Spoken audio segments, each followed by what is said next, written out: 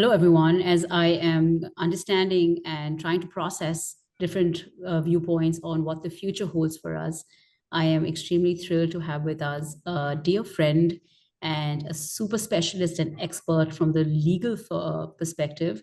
I have Sahil Kanuga, who co-heads the International Dispute Resolution, Corporate Governance and Investigations practice at Nishit Desai Associates, which is a multi-skilled research-based law firm doing largely cross-border work. He also heads the HR laws, employment and labor practice at Nishit Desai. In addition to his commendable distinctions from the legal fraternity, Sahil is also an amazing human being who I have had the pleasure and honor of knowing for many, many years. He is someone I can reach out to, crisis or no crisis, and I know he will infallibly be there for me. So, Sahil, thank you once again for being there for me and agreeing to do this interview and being part of helping us shape the narrative on the future of work. Thank you for being here. You are too kind, Vibha. Thank you for having me. All right, terrific. Okay, so Sahil, as we think about shaping this narrative on the future of work, just sort of try to first set the context for this conversation from your vantage point as a lawyer. Why is this conversation even important, right? Why have this dialogue? Why talk about the future? As advancements in technology reshape industries and job roles, legal frameworks will need to adapt to ensure fairness, protection of rights, compliance, and evolving regulations. These are the basic ground norms of the society we live in. Anticipating future legal challenges related to automation, AI, data privacy, intellectual property, and even employment contracts is basically very crucial for creating a sustainable and equitable work environment. When you're envisioning the workplace of 2040, it's imperative to anticipate the widespread job disruption that is going to be caused by automation and robotics. It's going to prompt a re-evaluation of skill sets, job roles. The emphasis on sustainability and regulatory compliance will underscore the need for specialized roles in legal and environment advisory capacities. Okay. Now, So you're saying you need to understand it from a perspective of just even how to grow the practice and try to understand as industries move, how should law firms also start evolving? Is that one view? certainly, and law firms need to adapt to what is coming. You need to anticipate what is coming. Any new technological change will have a legal, regulatory, and an environmental angle to it. You Mm. need to anticipate what's coming. Uh, People are going to lose jobs. People will need to reskill. Businesses will go through change. Okay. The more prepared you are for it today, the easier the change will be. It's good to be agile. Okay, great. Okay, so we're looking at a changing socio-economic landscape. We're seeing a change in the way people think, technology and sustainability becoming two big sort of fulcrums in the way the world will shift. And as a law firm, obviously, you want to make sure you're shifting um, your practice and your expertise in those directions. Okay, since you mentioned technology and sustainability, it's a great segue into the next question on what sort of factors are you seeing affecting the future of law, and in what way, how is it going to impact, how is technology going to impact your career, your firm, and similarly how are ESG and sort of governance related matters going to shape it? The future of law as a career, and from an India perspective, is intricately tied to the rapid advancements in technology, the dynamics of the global economy, of course, because India is linked to everything today, and the evolving nature of the legal system, which is in itself in a state of flux in India. Uh, Routine tasks are being increasingly automated. Lawyers will now handle things that are more intricate, nuanced, and things that demand profound expertise and analytical thinking. Specialization will be more emphasized. Lawyers will become extremely highly skilled in specific areas of the law. Now, I think one major disruption that we are going to see sooner rather than later is in the expansion of international trade law. See, businesses are increasingly becoming cross border.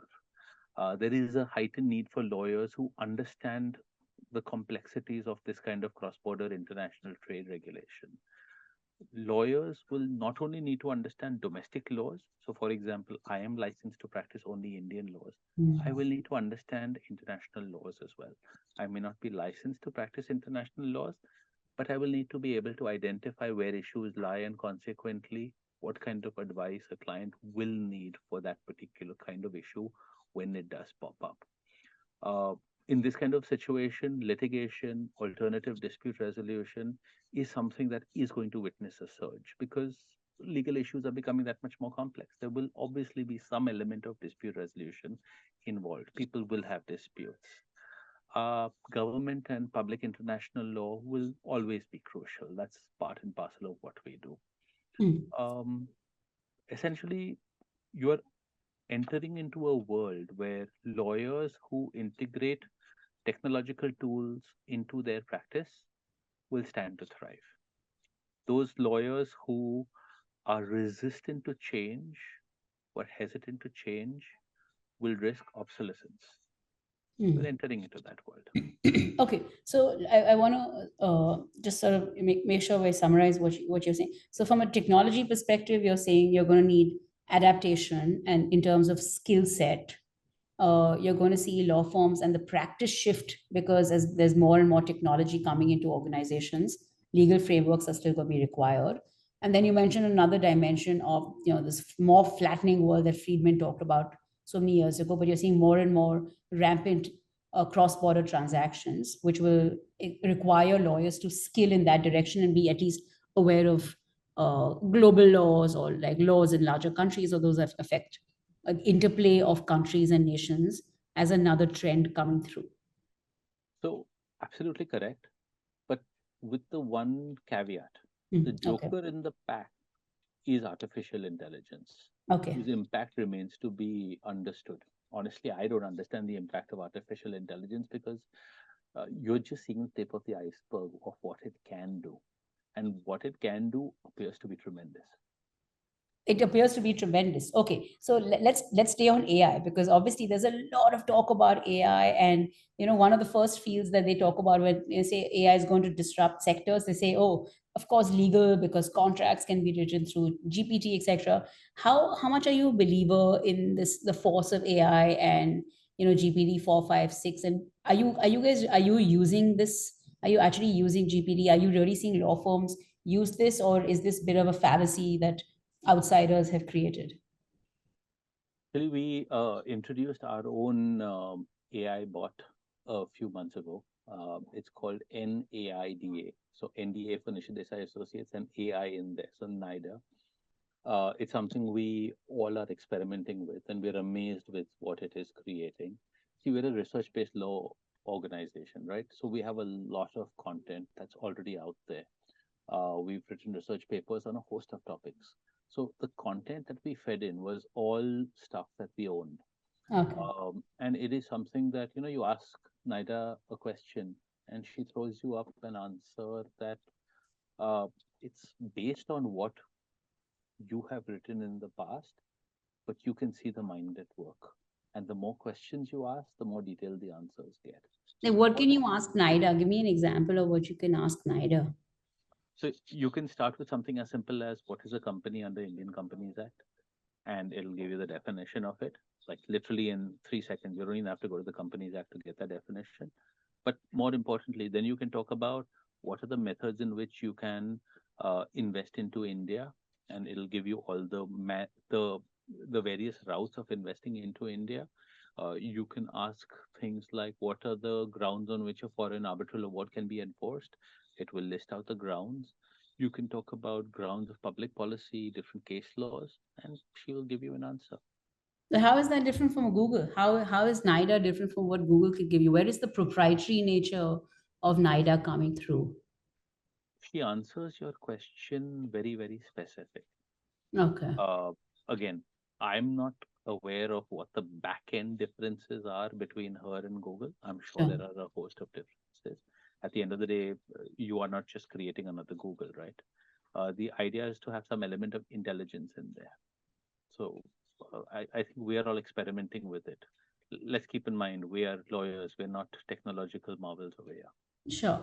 But you're saying when it's proprietary, does that mean that you're actually feeding in uh, previous cases and all this data that Nishit Desai has accumulated over years to use that as a training for this machine that, because ML relies on data, right? So is it when you're proprietary, you mean the data is proprietary? So we are very conscious about this. We chose to only input data that was freely available in the public domain and which was owned by us as a firm. So we have a website full of our research papers. We have a website full of data that is generated by us. That is something we fed into the NIDA engine. We don't put in anything in there that's attorney-client privileged. Hmm. Okay. All right. Okay. But do you know when with have you tinkered around with GPT-4 and with all this humdrum about GPT-4 being able to actually write up a contract and civilians will now be at least at a base level be able to put out a contract. Do you really believe in the power of AI in the coming years, even if it's not fully refined right now? Do you really see this as a pretty potent force in the workspace, in your workspace? Oh, absolutely. While it can certainly draft documents, but human oversight will be essential to ensure the accuracy and compliance with legal standards. You will need to have the review process done by legal professionals. The first draft can be generated by your bots or your artificial intelligence or your computer, whatever it is. But there will be errors in there which will need to be rectified by uh, the human professional over here. Um, it's going to go through a process of testing, peer review, feedback mechanisms. You will Hmm. have to ensure document quality also. It's not just about a contract, right? At the end of the day, the contract has to stand up for something. There is a certain quality that goes into a contract. More importantly, when a client comes to you, the client should be aware that you will be utilizing this kind of a process Hmm. in drafting the document, and they should be ensure you must give them information about the measures that are in place to ensure quality control, accountability, and from a client's perspective, wear the hat of a client over here. The client will say, look, as long as the document may be generated by a bot, but it is being reviewed by an adequate professional, a proper licensed professional, as long as I'm getting the benefit of the cost, why not? Hmm. Hmm. Okay. Okay. So you're saying there needs to be transparency, and then obviously there still needs to be a human element to whatever the bot is up to. Okay. As of today. As of today. Okay. Let's see how this evolves. Now, this is that's AI from the lens of an internal, from a law firm perspective, from a functionality perspective internally. What about from a regulatory perspective? What is going on in the space of AI regulation? Who owns data, and is data going to be controlled by like five large companies in the world? Is data law going to move to, are there going to be global law legal standards? Are there going to be regional standards? Is there going to be a standard centric to it? Like how are you seeing the regulation around AI evolve, and what are some of the tenets of that regulation that you see as critical? So, as the technology continues to transform, your policymakers are going to play a very important role to promote this kind of technology from being deployed.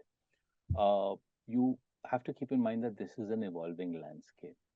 I think there is no clear answer to something like this, but one thing is for certain: you have to keep updating the regulations concerning data privacy and security.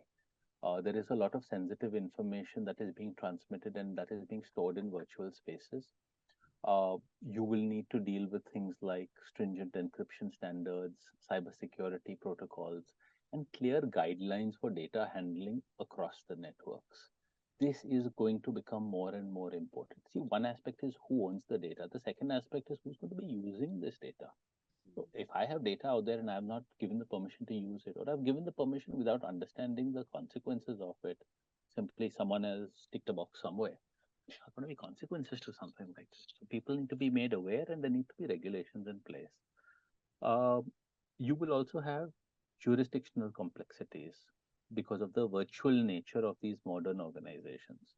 Mm, So you will need to understand uh, which jurisdiction governs the disputes that transcend today's physical borders. You have to ensure fair and efficient dispute resolution, right? But which courts or where does this dispute lie? Where do you resolve this kind of a dispute? Um, just to give you an example, today you have remote work arrangements in place. mm, Uh, you've got issues like intellectual property rights, liability, dispute resolution mechanism in virtual environments taking place. Uh, for all this to understand how technology is evolving, how the workplace is evolving, you will need to see a better collaborative effort between legal experts, policymakers, and technology professionals to understand what is happening, to develop agile frameworks, and to ensure that the work environment today is something that is safe and secure for people to work in. mm.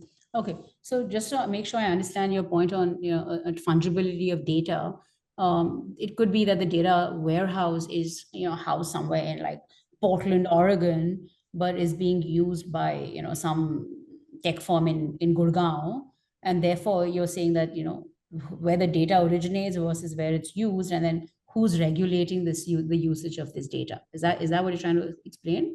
Well, that's one. And the second thing is that the company that is using the data may be sitting in Gurgaon, but they may have an office in the US, in Oregon.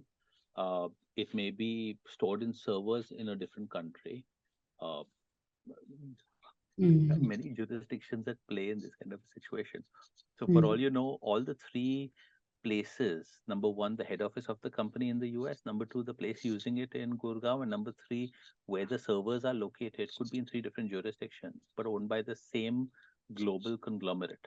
Obviously, different mm. entities in different jurisdictions. Okay, okay. Okay, but is it really that? I mean, with the internet also, there is data being moved around on the internet, and like it might seem just as complex, but it just all gets simplified. You use or depending on where you are, you use the local country's jurisdiction. So, do you think there's a simpler way of looking at this, or do you think it is really indeed a complex problem as a lot of people are making it out seem? I can understand why people will think there is a different way to look at this entire situation. But when you look at it from the perspective of planning for the next 15, 16 years, I think we need to understand that data is slowly becoming, I mean, people are saying data is new oil. Data is obviously the most valuable commodity out there. Uh, you will need to find ways to better regulate it. You can't be living in jungle, Raj. Hmm. Okay. And staying on this, topic of technology, but shifting from AI to robots. A lot of my interviews have spoken, and there are some people who genuinely believe that in the next 10 years, you will see a man with machine environment in offices. You will see bots, either physical bots or lots of machines coming into the workspace. What happens to legal frameworks in that sort of situation? Is there any conversation around who are you going to blame? Are you going to blame the because if a human being makes a mistake, you fire the human being and there's action taken against you. Maybe you take him to court. What do you do with the robot? And like how are people thinking about this? So the legal framework will need to clarify who is responsible when errors or harm occurs due to the collaboration between humans and machines, right? You will need to determine liability in case of product defect, accidents involving autonomous systems, or even decisions made by AI algorithms.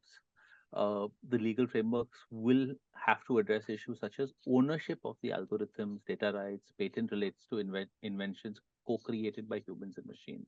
Hmm. These are things that we will need to get into at some point. See, your legal framework will play an important role in guiding the businesses operating in the realms of man and machine.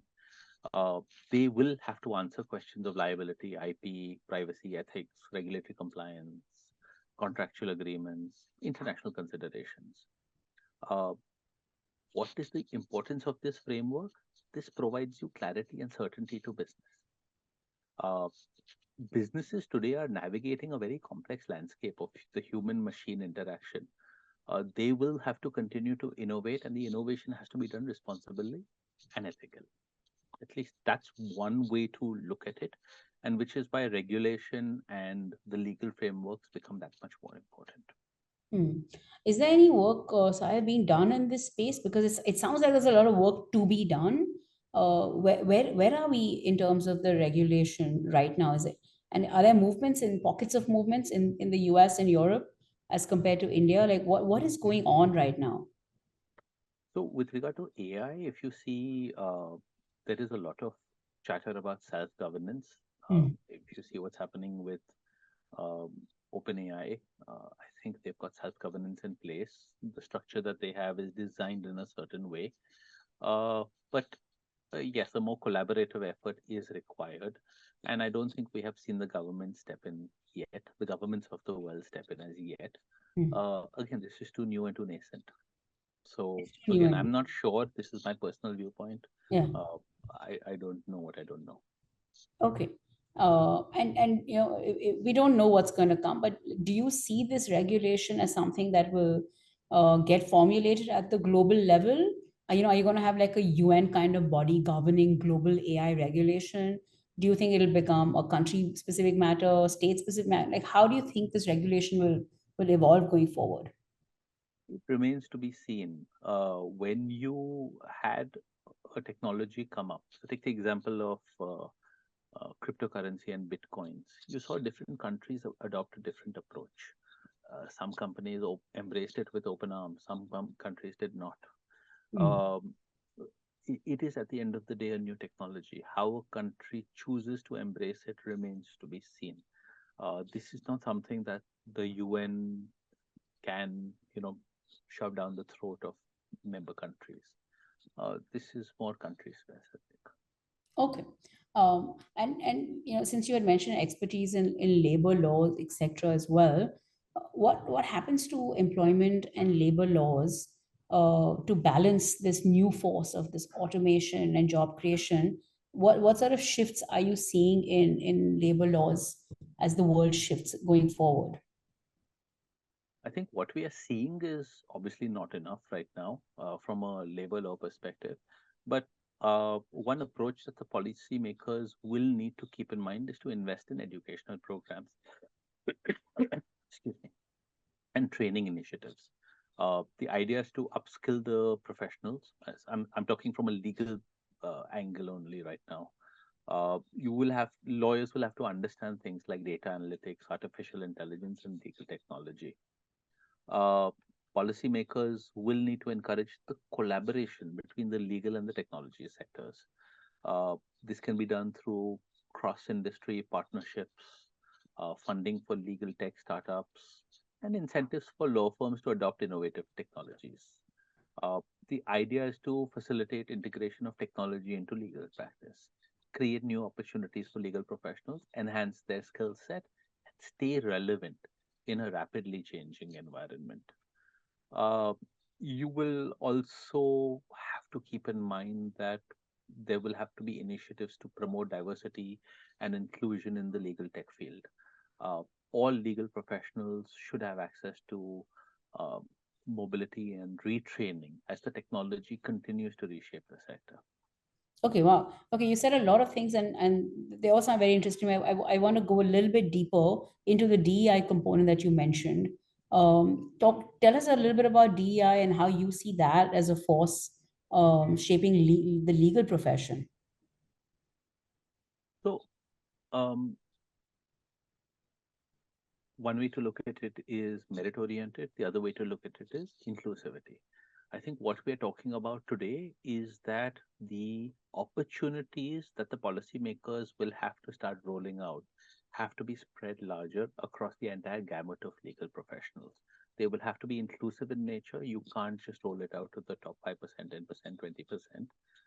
You are going to see a systemic shift in how lawyers operate, at least at the most relevant levels. And this is something that every lawyer needs to be given an opportunity to be able to upskill and to understand the new You work mean environment. you're seeing inclusivity in terms of upskilling, that if the government's going to roll out initiatives, then to roll them out inclusively. That's what you're saying. Oh, yes, completely. Okay, you're not talking about DEI in the workspace in terms of how a law firm needs to be more inclusive or diverse in its formation and its foundation. See, in India, law firms themselves are at a very nascent stage. You are just about getting to law firms that are 500 and 1,000 member law firms. Globally, you are seeing 5 and 10,000 member law firms already. But keep in mind that in India, a large percentage of lawyers that are there don't even work in law firms. They have an independent practice operating in courts, they have an independent practice operating in smaller jurisdictions wherever they are, or for that matter, in tier one, two, three cities, but a completely independent practice, completely independent of law firms. So I don't think looking at law firms is the correct way to look at this. Okay, okay. Do you want to talk a little bit about sustainability and like the ESG goals, etc., and how are law firms going to play a role? If you want to speak from an India specific perspective, what role do law firms play in governance and in environment? How will they have to evolve to keep pace with this rampant shift in consumer mindsets in terms of governance and environment and sustainability? Where are you seeing the role of law firms in this? See, there are lots of concepts mixed up in there, so let me try and address them. Sure. Um, so the best way for legal professionals across the globe to collaborate is to establish international networks or good platforms where the legal experts can share insights, best practices, and the challenges they face on things like corporate governance and ethics. You got to learn from each other. You got to have regular conferences, workshops, online forums where the professionals will discuss the emerging issues and exchange ideas on effective strategies for promoting this kind of ethical behavior within corporations, corporate governance at its finest. Uh, Now, why do I say this? Because different countries globally are at different levels of maturity. There are certain jurisdictions that are so much more mature, and they have already seen certain kinds of issues and dealt with it. You can either learn from them, you can obviously identify what they have done. I'm not saying you got to copy it where you are, but learn from it, see whether it's worked. That's a solution for you. You don't need to reinvent the wheel. Alternatively, see what works for you in your jurisdiction, keeping your cultural requirements in mind also. Idea is take the benefit of what is out there using these kind of platforms and networks. Uh, Legal professionals will need to stay informed, obviously, about the laws, regulations, standards governing corporate governance and ethics, which is not happening today to the extent it should be, because law is extremely jurisdictional. The cross border approach is something that people don't really pay too much attention on. They may practice it in certain ways, but it requires a little more super specialized focus, and it is something that can do with more effort from lawyers themselves. Collaborative research projects can be one way to handle this, otherwise, joint trainings, uh, partnerships between law firms, legal organizations, educational institutions, essentially broad forms of knowledge sharing and capacity building. Okay, so I hear a lot of collaboration in everything you're saying, whether it's countries, whether it's governance, whether it's institutions. You're saying people are going to have to now work together, and not look at things in silos and in as as individual entities. Correct. Okay, let's move towards the last section in terms of skilling and careers, right? So first, let's talk about skilling. So as as the world moves and as the world shifts, when you were saying that policymakers need to invest in skilling of lawyers. What are the skills that have shifted from when you trained to be a lawyer to skills that you think if you were going to train to be a lawyer today for the next 20 years, what are some of the shifts you see in terms of requirements for an effective lawyer? Oh, it's a sea change It's a because sea change. Okay, what great. we went through and what lawyers today will need to learn are two different things completely. Uh, if you had to start from a blank slate, in addition to everything that the lawyers learn, you need to incorporate technology focused coursework within the legal curriculum. Uh, Probably some sort of modules on AI algorithms, the application in legal practice, and the ethical implications of these things. Practical training sessions, very, very important to be integrated. Um, I think allowing students to work on AI tools commonly used in the legal practice, uh, things on contract review or legal research. This hands on experience will enable them to navigate AI systems effectively. See, one good thing about when we went to law school was a lot of us learned on the job while we were training simultaneously. That will now slowly have to be done in law school itself. Mm. Because before a person enters into the workplace, they need to be at a certain bare minimum level of competence, understanding the systems in play. And I think that's how law schools will have to evolve. Okay, so you're propagating definitely some sort of technological training, ethical training, and of course, how to use AI and AI frameworks. These are sort of the larger areas you're seeing as a shift. At the very least. Okay. What about the environment? Is there a need for any sort of ESG training for a lawyer or not? You don't really see that as a big factor.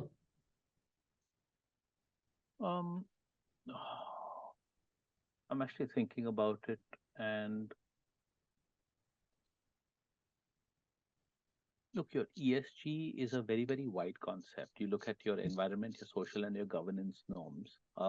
And the evolution of ESG and the description of ESG is something that changes very, very frequently. Hmm. In some sense, it is already there in law school because the environmental laws are already being taught, society laws are already being taught, social laws, they're already being taught in law school. The governance angle is something that's developing a lot also. Um, so, to my mind, it will change, it will continue to evolve, and it has to be there as part of your legal framework.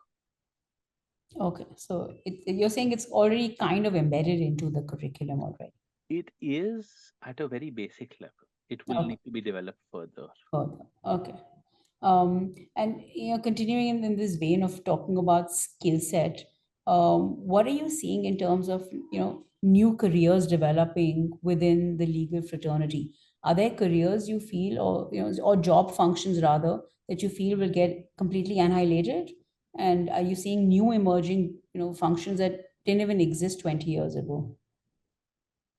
So, let's look at this a little more positively. What I would expect to see is substantial innovation taking place in healthcare because fueled by the advancements in telemedicine, artificial intelligence, and personalized medicine, these kind of innovations can revolutionize how healthcare is delivered. This makes it more accessible, efficient, and tailored to individual patients. Then you can look at fields like renewable energy and sustainability because you are going to see significant growth and innovation over there to address the environmental challenges. Mhm. Uh, it's going to happen, no question about it. Uh, this will mean careers in renewable energy technologies, sustainable agriculture, environmental engineering, amongst other things, Mhm. just to give you a broad sense of some of them. Then add to it careers in data science, machine learning, robotics will continue to see innovation as the businesses will want to harness the power of data and automation. This will drive efficiency and innovation at the end of the day in their businesses. Then your creative industries, they are not to be left behind over here. Content creation, design, digital marketing will evolve rapidly. Uh, and what else is going to happen? I think the future of work will be characterized by constant innovation and adaptation. Hmm. uh, you are entering into a world where there will be a lifelong learning and skill development taking place. The landscape is going to be changing perpetually. You will have to learn how to be very, very agile and develop yourself accordingly. Okay, you're saying like a lot of changes, sea change is gonna come. It's that sea change is going to come very, very frequently. So the adaptability and agility is critical. Okay. And just to be absolutely blunt about what we're going to be seeing, in the past, we have seen lawyers who came out of law school, they went into the High Court or the Supreme Court, and they became counsels and senior counsels and had careers Hmm. over 30, 40, 50 years, and they were absolute rock stars.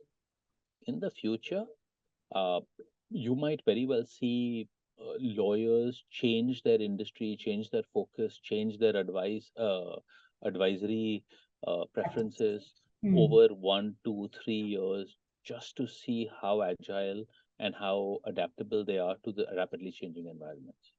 That's Hmm. going to change. Okay, wow, that's very unique.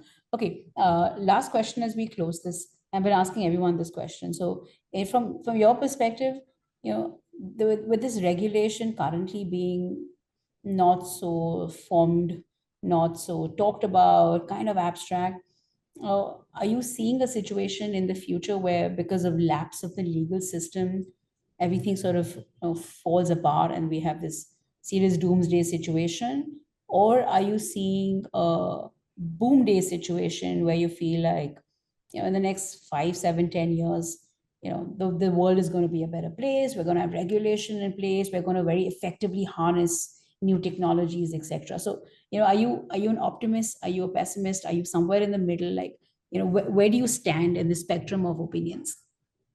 Look, we need to be very clear on how the world operates. Law always follows business.